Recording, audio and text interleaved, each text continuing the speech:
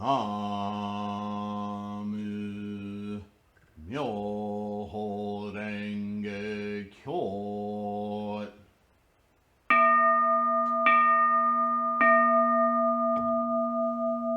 나무 묘호랭개교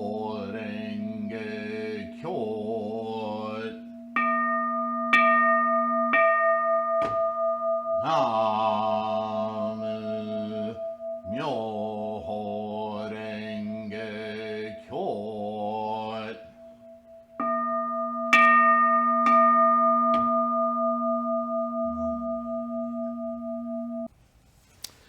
Namo Myo Renge Kyo. Good morning. Hello, everyone, or whatever time of the day it is that you're watching or listening to this podcast. Thank you for being here. Thank you for your practice. Thank you for supporting the channel by liking and subscribing. And if you can, like many of you patrons out there who are able to support this effort, the website, just the sheer cost of doing this through your donations, patreon.com/TLK or direct to PayPal. All right, enough business. One thing I wanted to cover real quick. I don't know if I say it often enough, but judging by the occasional comment, I have to remind everyone the reason we have this, the reason I'm motivated to do this channel, to do the podcast, to do the postings on threefoldlotus.com is that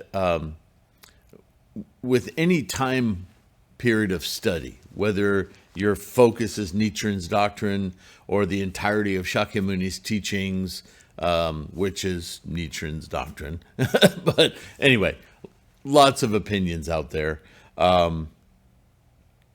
The teachings of Buddhism come to us via many different cultures and translations and languages.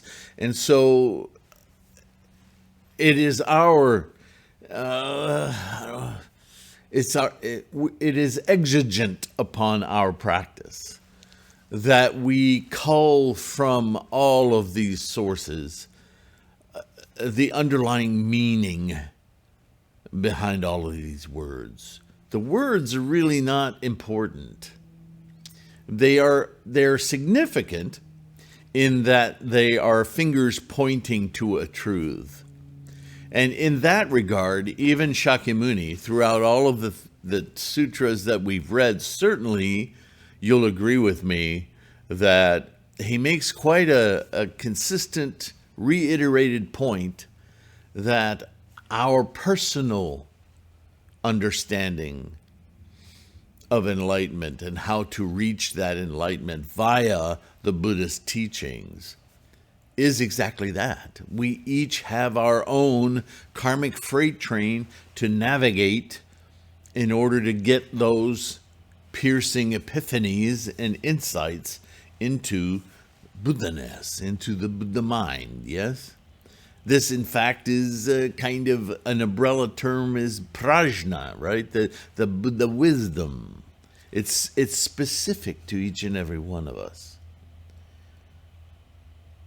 So if you hear somebody saying, well, the Buddha never said that, well, Nietzsche never said that, well, okay. I don't know where that kind of, that's just arrogance. It's just arrogance. And I'm sorry if you think that, but it is. It's just arrogance.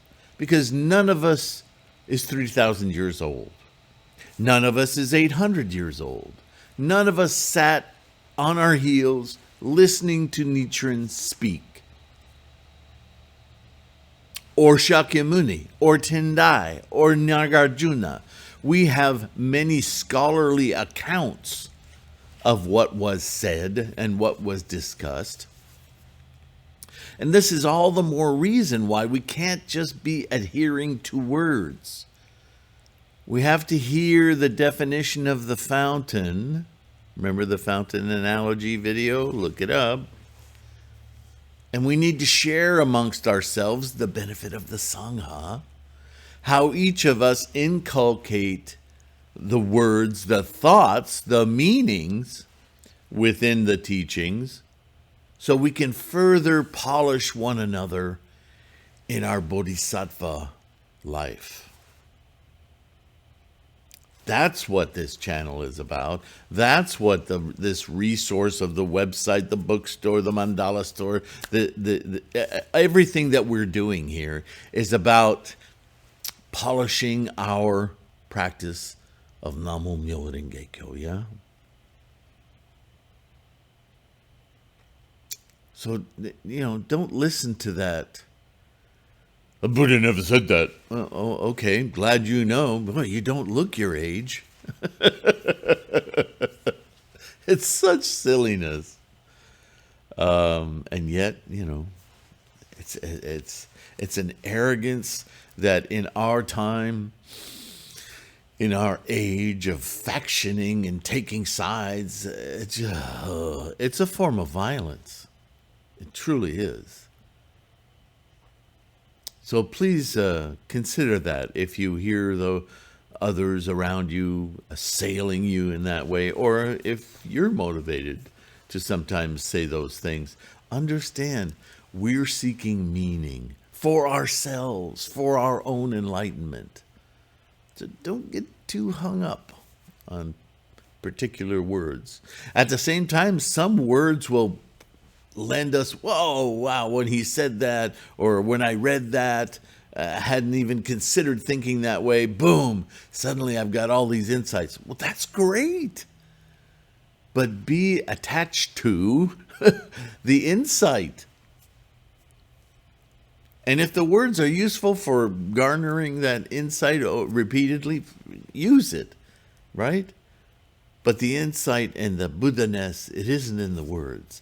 It's in your understanding. It's in the meaning for you. Namo Myoho Renge Kyo. With that said, let's continue with the Diamond Sutra. Really getting into the nitty-gritty here, aren't we? Furthermore, Subhuti, Shakyamuni goes on, or this translation would have us hear these words as a sermon once delivered by Shakyamuni with the following meaning. I don't know how to couch all of this, but you understand. Furthermore, Subhuti, if a noble son or daughter took as many worlds as there are specks of dust in a billion-world universe, and by an expenditure of limitless energy ground them into a multitude of atoms, Subhuti, what do you think? Would there be a great multitude of atoms? Yeah. Really? Again, an unfathomable, uncountable, unverifiable number. And yet, we know it exists. Right? If you could ground just the moon, okay? Just the moon, ground it down to dust, and then set about counting each and single particle of dust, you don't have to know the number to know that's a bloody big number. Right? But that's the point. Meaning. Oh, the Buddha never counted all those dust particles. Well, gosh, I hope not. He wouldn't have had any time to teach. Okay. Subhuti replied, well, so there would, Bhagavan. So there would, Sugata. There would be a great multitude of atoms, as if we could count them.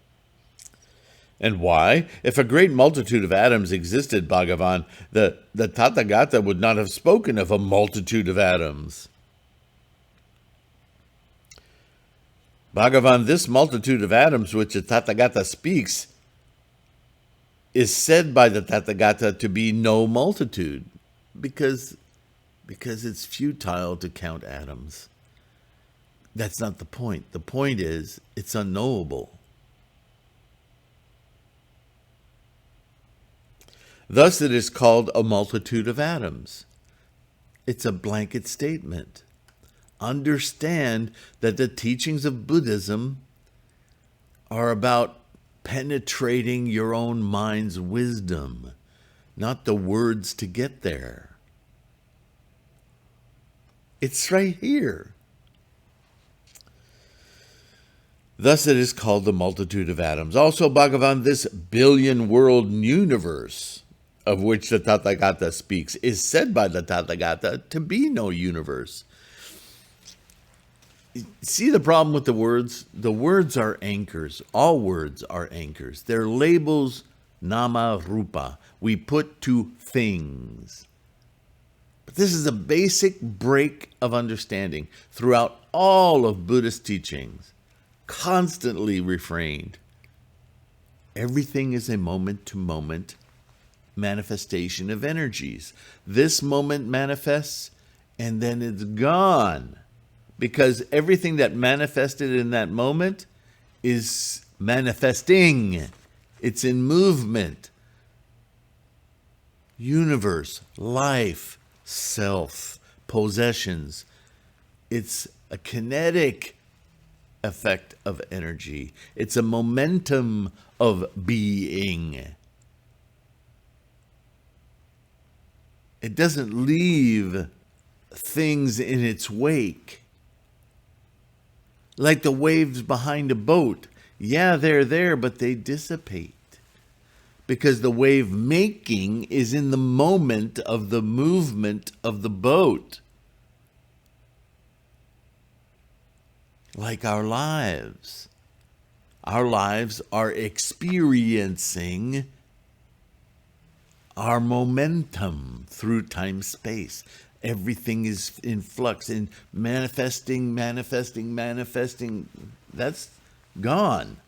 What we manifested is no longer relevant. Oh, we want it to be. Oh, we cling to be. Oh, we crave to build upon.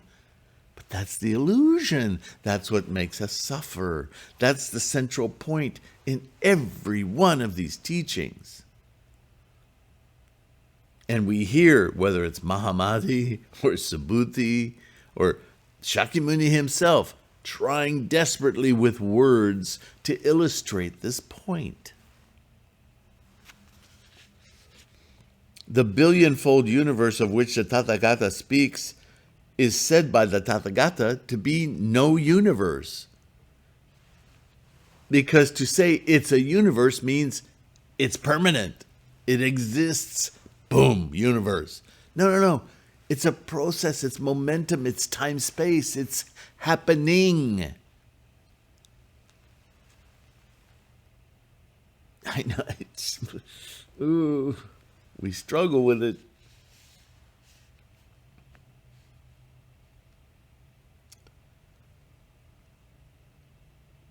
And how so, Bhagavan? If a universe existed, attachment to an entity would exist. We're very attached to our Earth, our planet, but who amongst us doesn't realize that it's hurtling around the sun at thousands and thousands of miles per hour? It's never sitting still. You don't think it's changing? You ever seen the Northern Lights? You ever watch the tide come in and go down? That's the earth being squeezed. Yeah. Permanent? Come on. It's constantly changing. Let alone the solar system itself, our solar system, hurtling around the galaxy at, what was the last estimate I had? Like 144,000 miles per, I don't know if it was per hour, per minute, per second. It just gets ridiculous. Sounds like Buddhism. It doesn't matter that you know the specific speed. You just have to understand nothing is static.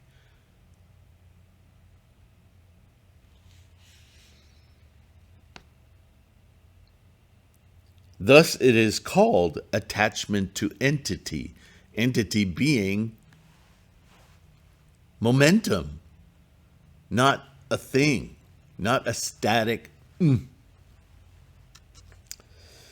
Buddha said, Subhuti, attachment to an entity is inexplainable and inexpressible. Yea, verily. For it is neither a dharma nor no dharma. That's not the teaching.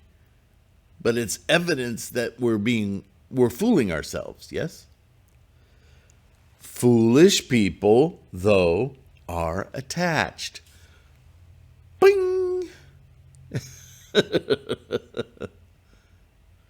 Over and over and over again, we're taught this lesson. 31.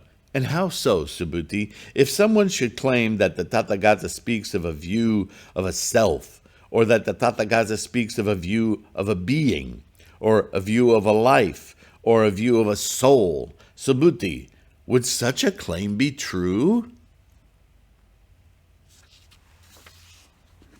I really want all you Tibetans to listen to this. Subhuti said, no, indeed, Bhagavan, no, indeed, Tathagata. Such a claim would not be true. And why not? Because, Bhagavan, when the Tathagata speaks of a self, the Tathagata speaks of it as no view at all. Thus, it is called a view of self. It's false. Because a self indicates a permanent thing. There's no such a thing. Everything is in process, constantly changing. Experience that engine of change. Not the change, because now you're sticking to thing again. The engine, what is this process? Constantly evolving. Now you're getting a clue. Now you're seeing what you actually are experiencing.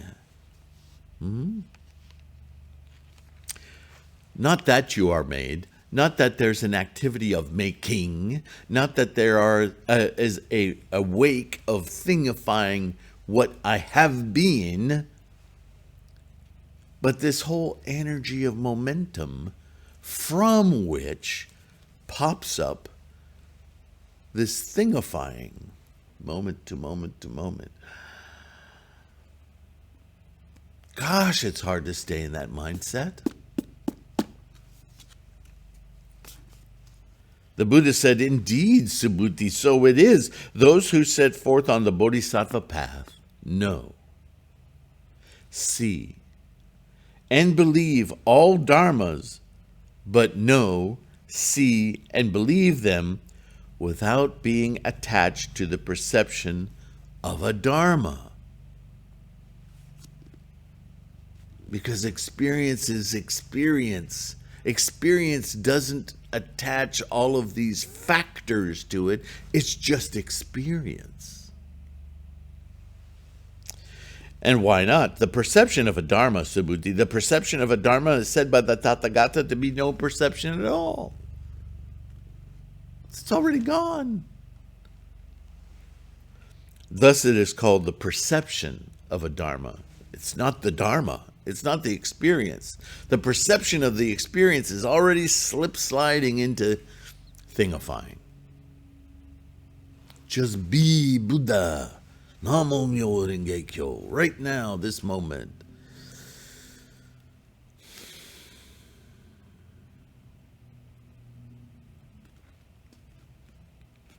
(32) Furthermore, Subhuti, if a fearless bodhisattva filled measureless, infinite worlds with the 7 jewels and gave them as an offering to the Tathagatas, the fully enlightened ones, and a noble son or daughter grasped but a single 4-line gatha of this teaching of the perfection of wisdom and memorized, discussed, recited, mastered, and explained it in detail to others, the body of merit produced by that noble son or daughter as a result would be immeasurable,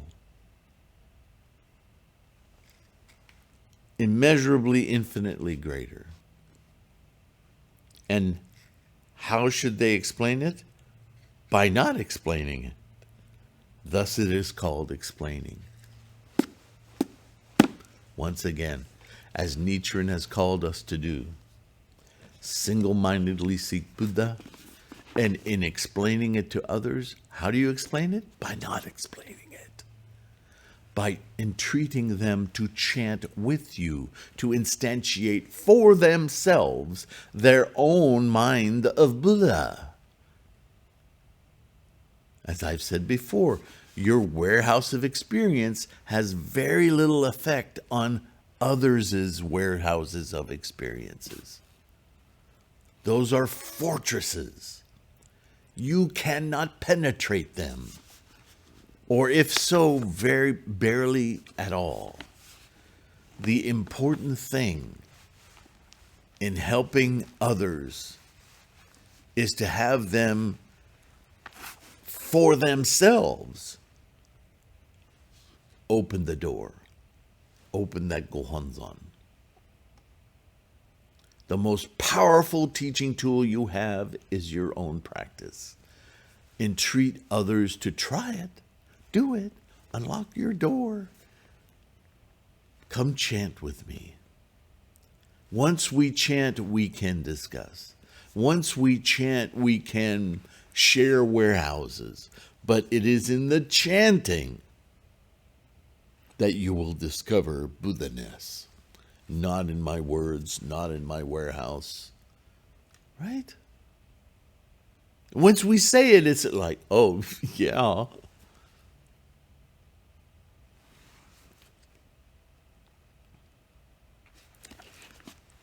As a lamp, a cataract, a star in space, an illusion, a dewdrop, a bubble, a dream, a cloud, a flash of lightning.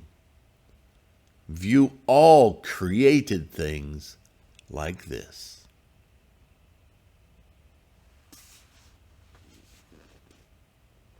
I don't know how accurate that translation is, but it's beautiful poetry, and it does symbolize, in words, this message that Shakyamuni is constantly repeating, doesn't it? Does it not?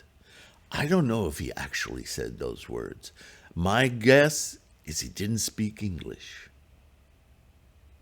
or Japanese, or Chinese, or Mandarin, or Cantonese, or Pali, or even Sanskrit.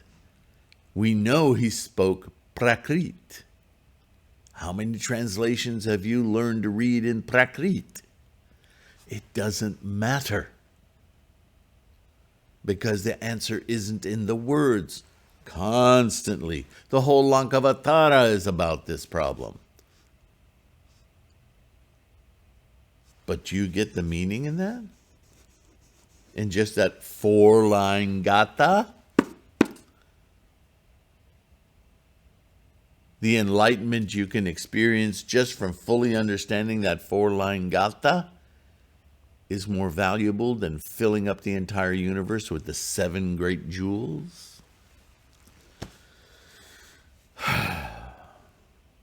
All this was spoken by the Buddha to the joy of the elder Subhuti, the monks and nuns, the laymen and laywomen, the bodhisattvas, the devas, humans, asuras, and gandharvas of the world, all of whom were greatly pleased with what the Buddha had said. That's it. That's the whole Diamond Sutra.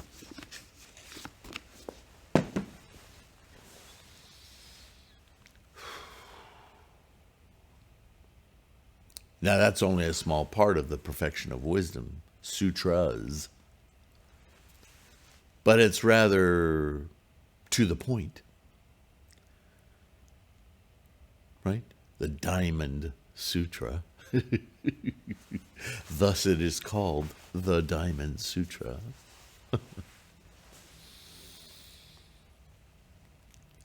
Humans. We really are rather silly. Hey, but that's not to devalue anyone's experience of life, because in this experience is our only potential to realize this amazing process, this amazing lifeness. So yeah, no matter how ridiculous I might see my life, The value is in this right now. The beautiful sun cooking the planet right now, without which we wouldn't have this opportunity. How it all seems to exist solely for this opportunity. We cannot conceive of the amazing nature of life, the universe, the great engine of life, yes? What was it late in Professor Hawking's book, A Brief History of Time? It says the universe exists as it exists because it is the way that we experience it existing. That's a paraphrasing. But things are the way they are because we experience them the way that we see them being. That's an amazing thing for such a gifted, intelligent, brilliant scientist. Stephen Hawking. To say that the universe exists as it does because that's the way we see it.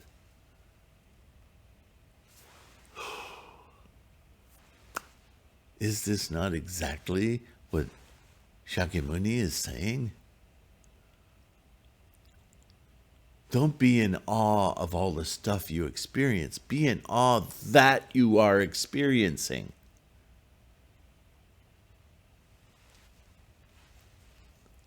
Now that's enlightenment.